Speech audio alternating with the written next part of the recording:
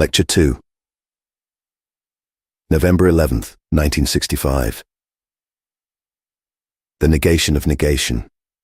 In response, in Hegel, dialectics is positive. Reminder that minus times minus equals a plus. The negation of the negation is an affirmation. The young Hegel's critique of positivity, to be illustrated by the critique of abstract subjectivity by the institution, V49. Insertion 2a. Insertion. The positive that results from the negation of negation is the same positive that the young Hegel criticizes, a negative born of immediacy. Contrainte sociale. As Hegel has shown, the institution is right to criticize abstract subjectivity.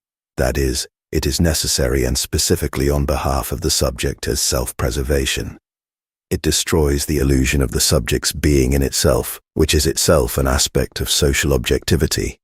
However, is not superior to it, but remains external to it to this day, compulsively collective, repressive. The negation of the negation does not inevitably result in positivity. Today, in a situation that is secretly felt to be questionable, a concept of abstract positivity predominates. Herr Kastner. With the erosion of all substantive givens, all ideology becomes increasingly thin, more abstract. Observed in émigrés under pressure. Whatever is positive, positive view of life, positive shaping of life, positive criticism, is already deemed true in itself. That is, the movement of the concept is arbitrarily halted. Positivity is fetish, that is. No one asks what is being affirmed. However, this makes it the negative, that is open to criticism. This is not the least of the factors that led me to the conception and naming of a negative dialectics. End of inserted passage. This remains valid for the whole. The totality of all negations becomes positive. What is rational is actual. This has now been put on notice. Just as the positive insinuation of meaning is no longer possible without lying, after Auschwitz who can still venture to assert that life has a meaning, so too the theoretical construction of a positivity from the quintessence of all negations is no longer possible. This means that dialectics becomes essentially critical, in several senses. A. As critique of the claim that thing and concept are identical. B. As critique of the hypostasis of the spirit that implies ideology critique. The force of this thesis compels us to make the greatest efforts. C. As critique of the antagonistic reality with its potential for annihilation.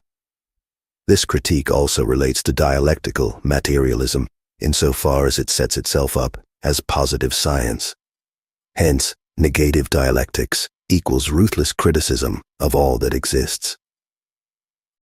November 11th, 1965. Last time, I had started to reply to the question why there is any need for such a concept as negative dialectics, and whether, in the light of the determining role of negativity in dialectics in general, it is not simply a tautology. I am sure that you will remember this. And I had briefly listed the factors that justified this objection. These were the factors in the Hegelian conception of dialectics that lead to the equation of thinking as such with negativity. I should like now to attempt a provisional response to this very weighty objection. You will have to be clear in your own minds that Hegel's theory repudiates this concept of negativity qua subjectivity, that in the Hegelian dialectic, this concept of negativity does not have the last word, but that it is, if I may use the cliché, a positive dialectics. It is no accident that in the history of philosophy, Hegel's theory has been given the name of objective idealism. You just need to be mindful of a very simple elementary fact, if you don't mind my postulating the situation of your first semester here, the situation of a student fresh from school. You must be mindful of the fact that you once learnt in arithmetic that a minus number times a minus number yields a plus. Or in other words, that the negation of negation is the positive, the affirmative. This is in fact one of the general assumptions underlying the Hegelian philosophy. And when you inform yourselves about Hegel, starting with that triadic scheme about which I quoted last time some uncomplimentary remarks by Hegel himself, you will come across this idea that the negation of a negation is an affirmation. What is meant by this can best be seen in Hegel's criticism of what he called abstract subjectivity as practiced by the objective social institutions and forms that he sets up in opposition to it. The idea that he develops repeatedly as early as the phenomenology, admittedly with a somewhat different emphasis, and then above all in the philosophy of right, in the very crude form in which I have explained it to you. This idea is that the subject, which as thinking subject criticizes given institutions, represents in the first instance the emancipation of the spirit, and as the emancipation of the spirit, it represents the decisive transition from its mere being in itself to a being for itself. In other words, the stage that has been reached here is one in which spirit confronts objective realities, social realities, as an autonomous, critical thing, and this stage is recognized as being necessary. But Hegel goes on to reproach spirit for restricting itself in the process, for being itself narrow-minded. This is because it elevates one aspect of spirit in its abstractness to the status of sole truth. It fails to recognize that this abstract subjectivity, which is itself based on the model of Kant's practical reason, and to a certain extent on Fichte's subjective concept of free action, that this subjectivity is a mere aspect that has turned itself into an absolute. It overlooks the fact that it owes its own substance, its forms, its very existence to the objective forms and existence of society, and that it actually only becomes conscious of itself by conceiving of the seemingly alien and even repressive institutions as being like itself, by comprehending them as subjective and perceiving them in their necessity. Here we see one of the crucial turning points of Hegel's philosophy, not to say one of its decisive tricks. It consists in the idea that subjectivity, which merely exists for itself, in other words, a critical, abstract, negative subjectivity, and here we see the entrance of an essential notion of negativity, that this subjectivity must negate itself, that it must become conscious of its own limitations in order to be able to transcend itself and enter into the positive side of its negation, namely, into the institutions of society, the state, the objective and ultimately absolute spirit. This, then, is the model of that positive negativity, the negation of the negation as a new positive that appears in Hegelian philosophy as a new model. Incidentally, it should be pointed out that one of the very striking features of Hegel's philosophy, one whose significance has not been sufficiently appreciated, is its dynamic nature.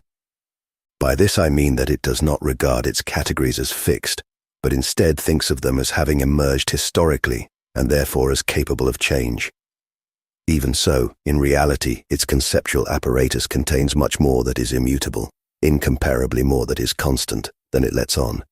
And these constants come to the surface to a certain degree against the intentions of this philosophy. They can be seen in the fact that certain arguments frequently recur in Hegel's logic, but also as early as the phenomenology. I believe I have often made the point, and I direct this comment particularly to the future specialist philosophers among you. I would consider it an especially vital task to identify the constants in Hegelian philosophy whose presence is indicated by these recurring arguments. And the feature that I have just described to you is one such constant, one that recurs in diverse forms in Hegel, above all when Hegel is dealing with matters of substance, and not simply with the categories of logic or nature philosophy. Now it is quite remarkable, a historical fact, and one that is perhaps of key importance for what I wish to explain to you today, that this negation of the negation that is then postulated as a positive is a notion that the young Hegel sharply criticizes in essays which Null published with the title of Early Theological Writings. In their central thrust, these youthful essays amount to an attack on positivity, in particular on positive religion, positive theology, in which the subject is not at home, be sich, and in which this theology confronts him as being something alien and reified. And since it is reified and external and particular, it cannot be the absolute that religious categories claim it to be. Moreover, this is an idea that Hegel does not repudiate or abandon later on. He merely reinterprets it. In general, he abandoned or rejected very few of his ideas. What he mainly did was to change their emphasis, albeit sometimes in a way that turned them into their opposites. The argument that I have just outlined to you is one you can find in the actual program of Hegel's entire subsequent philosophy, in the so-called difference essay, on the difference between the systems of Fichte and Schelling, much as I have just explained it to you. In line with this critique, the positive realities that are defended in the philosophy of right, against the negativity of a merely thinking subjectivity dependent upon nothing but itself, the realities that today we would term coercive situations. These situations are in reality the expression of what in Emile Durkheim's language would be called contrainte sociale. Now Hegel has rightly shown that the institution represents a critique of abstract critical subjectivity. That is to say, the institution is necessary also in the sense that the subject needs it in order to sustain itself. Mere being for itself, the immediacy of the subject that believes in its own self-sufficiency, is in actual fact pure deception. Human beings are in fact zoon politikon, political animals, in the sense that they can only survive by virtue of society and social institutions to which, as autonomous and critical subjectivity, they stand opposed. And with his criticism of the illusion that what is closest to us, namely our own self and its consciousness, is in fact the first and fundamental reality, Hegel has, and this is something we must emphasize, made a decisive contribution to our understanding of society and the relationship of individual to society. Without this Hegelian insight, a theory of society as we understand it today would not really have been possible. So what I am saying is that he destroyed the illusion of the subject's being in itself and showed that the subject is itself an aspect of social objectivity. Furthermore, he inferred from this the necessary fact that in its dealings with abstract subjectivity, the social aspect proves to be the stronger and prevails as such. However, and this is precisely the point at which criticism of Hegel has to begin, if we are to justify the formulation of a negative dialectics, we must ask this question: is this objectivity, which we have shown to be a necessary condition and which subsumes abstract subjectivity, in fact the higher factor, does it not rather remain precisely what Hegel reproached it with being in his youth, namely pure externality, the coercive collective? Does not the retreat to this supposedly higher authority signify the regression of the subject, which had earlier won its freedom only with great efforts, with infinite pains? This mechanism of coercion binds subjectivity and thought into the objectivity that stands opposed to it. In view of this dependency and of what we might call the logic of the facts, a logic that leads to the triumph of objectivity, it is not obvious why an insight into this mechanism should mean that this objectivity must itself be in the right. The situation suggests pangs of conscience imposed from outside. This is something I experienced most tellingly in my dealings with a Hegelian Marxist in my youth, namely with Georg Lukács, who at the time had just quarreled with his party. In connection with that, he explained to me that the party was in the right, even though his ideas and arguments were better than the party's. The party was in the right because it embodied the objective state of history, while his own position, which was more advanced both in his view and in terms of the sheer logic of the ideas involved, lagged behind that objective state of affairs. I believe that I do not have to spell out for you the implications of such a statement. It would imply simply that, with the assistance of the dialectic, whatever has greater success, whatever comes to prevail, to be generally accepted, has a higher degree of truth than the consciousness that can see through its fraudulent nature. In actual fact, ideology in the Eastern Bloc is largely determined by this idea. A further implication is that mind would amputate itself, that it would abdicate its own freedom and simply adapt to the needs of the big battalions. To accept such a course of action does not appear possible to me. And this is why I would say in general I have exemplified this in one instance only, that the thesis that the negation of the negation is positive, an affirmation, cannot be sustained. The negation of the negation does not result in a positive, or not automatically. The situation today is one that secretly everyone finds deeply dubious, but it is also one that is so overpowering that people feel they can do nothing about it, and perhaps they can in fact do nothing about it. Nowadays, in contrast to what Hegel criticized as abstract subjectivity or abstract negativity, what predominates in the general public is an ideal of abstract positivity, in the sense familiar to you all from Eric Kastner's venerable but still effective joke in one of his poems where someone inquires, "Herr Kastner, where's the positive side?" I cannot resist telling you that my eyes were opened to the dubious nature of this concept of positivity only in emigration, where people found themselves under pressure from the society around them and had to adapt to very extreme circumstances. In order to succeed in this process of adaptation, in order to do justice to what they were forced to do, you would hear them say, by way of encouragement, and you could see the effort it cost them to identify with the aggressor, "Yes, so-and-so really is very positive." And what this means is that an intelligent and sensitive person is rolling up his sleeves and washing dishes, or whatever other allegedly useful social work is required of him.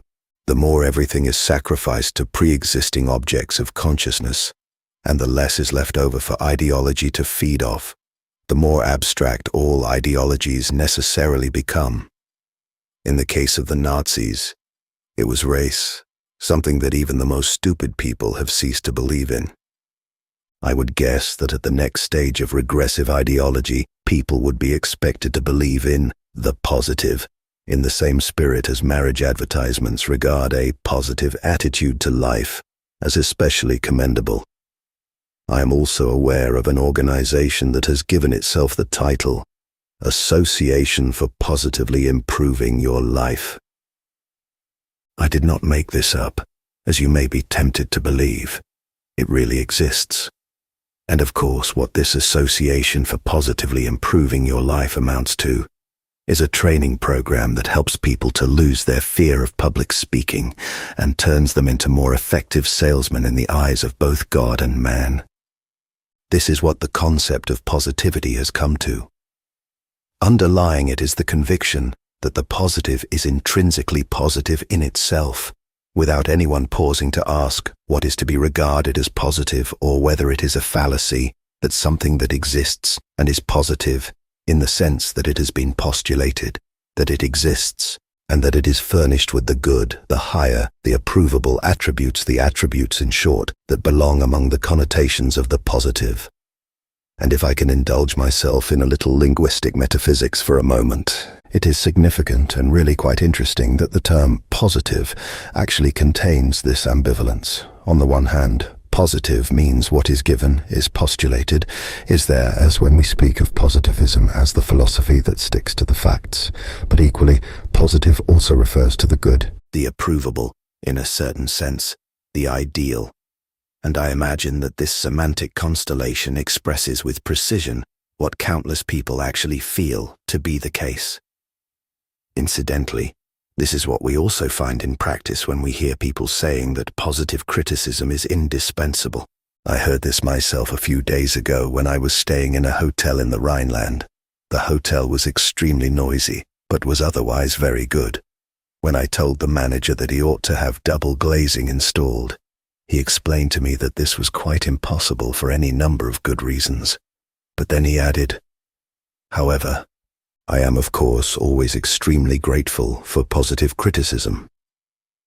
Now, when I speak of negative dialectics, not the least important reason for doing so is my desire to dissociate myself from this fetishization of the positive, particularly since I know full well that the concept has an ideological resonance that is connected with the advances made by certain philosophical trends and that very few people are aware of. We have to ask what has to be or has not to be affirmed, instead of elevating the word yes to a value in itself, as was unfortunately done by Nietzsche with the entire pathos of saying yes to life.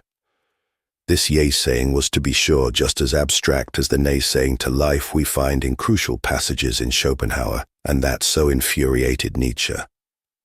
For this reason, therefore, we might say, putting it in dialectical terms, that what appears as the positive is essentially the negative. That is the thing that is to be criticized. And that is the motive, the essential motive, for the conception and nomenclature of a negative dialectic. What I have told you up to now about that model that is so characteristic of the structure of Hegel's thought holds good likewise for his philosophy as a whole. I mean this in a very strict sense. The fact is that what we might call the secret or the point of his philosophy is that the quintessence of all the negations it contains, not just the sum of negations, but the process that they constitute, is supposed to culminate in a positive sense, namely, in the famous dialectical proposition with which you are all familiar, that what is actual is rational. It is precisely this point, the positive nature of the dialectic as a whole, the fact that we can recognize the totality as rational, right down into the irrationality of its individual components, the fact that we can declare the totality to be meaningful, that is what seems to me to have become untenable. The positivist trivialization of Hegel already objected to this conclusion in the 19th century. And it must be said that, in its resistance to Hegel, fallacious though its reasoning was, and at fault in its failure to grasp that this positivity of the whole did not simply mean that all was well with the world, but that this positive totality was infinitely mediated for all that, it must be admitted that the criticism of Hegel's core thesis by the positivist philosophers of the 19th century was not without merit. Nowadays, however, the positive suggestion that the actual is the rationale, in other words, that it has a meaning, is no longer tenable. The idea that everything that exists is meaningful in any other sense than the assertion that everything can be explained by a particular uniform principle, namely the principle of the mastery of nature, that has become quite impossible. I do not know whether the principle that no poem can be written after Auschwitz can be sustained, but the idea that we can say of the world as a whole in all seriousness that it has a meaning now that we have experienced Auschwitz and witnessed a world in which that was possible and that threatens to repeat itself in another guise or a similar one. I remind you of Vietnam. To assert such an idea would seem to me to be a piece of cynical frivolity that is simply indefensible to what we might call the pre-philosophical mind, a philosophy that blinds itself to this fact, and that in its overweening arrogance fails to absorb this reality and continues to insist that there is a meaning despite everything. This seems to me more than we can reasonably expect anyone who has not been made stupid by philosophy to tolerate, since, as a matter of fact, alongside its other functions, philosophy is capable of making people stupid. In this context, I remember very well a junior seminar I gave with Paul Tillich shortly before the outbreak of the Third Reich. A participant spoke out very sharply on one occasion against the idea of the meaning of existence. She said life did not seem very meaningful to her, and she didn't know whether it had a meaning. The very voluble Nazi contingent became very excited by this and scraped the floor noisily with their feet. Now, I do not wish to maintain that this Nazi foot shuffling proves or refutes anything in particular, but I do find it highly significant. I would say it is a touchstone for the relation of thinking to freedom. It raises the question whether thought can bear the idea that a given reality is meaningless and that mind is unable to orientate itself, or whether the intellect has become so enfeebled that it finds itself paralyzed by the idea that all is not well with the world. It is for this reason, in my view, that the theoretical notion of a positivity that represents the sum of all negativities is no longer possible, unless philosophy wishes to live up to its reputation of worldly innocence, something it always deserves most when it attempts to become overly familiar with the world and to ascribe a positive meaning to it. From what I have said up to now, you will have grasped the idea that the concept of dialectics, of negative dialectics, becomes critical, and this is a factor that should help to support the choice of the term negative in a not insignificant way. Unlike the kind of dialectics that the late Hegel called for, one in which the affirmative could be discovered at the end of all the negations, this concept calls for the very opposite, and I should like here to propose in a general way the thesis that the negative dialectics I have tried to expound to you is in its essentials identical with a critical theory. I would suggest that the two terms critical theory and negative dialectics have the same meaning. Perhaps, to be more precise, with the sole difference that critical theory really signifies only the subjective side of thought, that is to say, theory, while negative dialectics signifies not only that aspect of thought but also the reality that is affected by it. In other words, it encapsulates not just a process of thought but also, and this is good Hegel, a process affecting things. This critical character of dialectics has to be dissected into a series of elements. The first of these is the one I attempted to explain last time, as you will perhaps recollect, namely, the relation of concept to thing. We shall return to this question. We shall see that the thesis of the identity of concept and thing is in general the vital nerve of idealist thought, and indeed traditional thought in general. Furthermore, this assertion of the identity of concept and thing is inextricably intertwined with the structure of reality itself. And negative dialectics as critique means above all criticism of precisely this claim to identity, a claim that cannot of course be tested on every single object in a kind of bad infinity, but which certainly can be applied to the essential structures confronting philosophy, either directly or as mediated through the themes of philosophy. Furthermore, dialectics as critique implies the criticism of any hypostasization of the mind as the primary thing, the thing that underpins everything else. I remember how I once explained all this to Brecht when we were together in exile. Brecht reacted by saying that these matters had all been settled long since, and what he had in mind was the materialist dialectic, and that there was no point in harking back to a controversy that had been superseded by the unreal course of history. I am unable to agree with this. On the one hand, it seems to me that the book whose authority he relied on, Lenin's book on empirio-criticism, in no way succeeds in delivering what it undertakes to perform, namely a philosophical critique of the hypostasization of the mind, or of idealism. It remains a thoroughly dogmatic work which simply presents a specific thesis with a torrent of abuse, and in endless variations, without at all attempting a fundamental explanation. And the fact that materialist dialectics should have become a worldview in such a dubious sense, instead of becoming what it originally aspired to, namely a science in the higher sense, representing the most advanced state of knowledge, seems to me to be a product of this dogmatism. I believe furthermore that at present a true philosophical critique of the hypostasis of mind is fully justified because this hypostasis is proving irresistible to philosophy, which after all operates in the medium of the intellect, which thrives exclusively and at all times in the mind.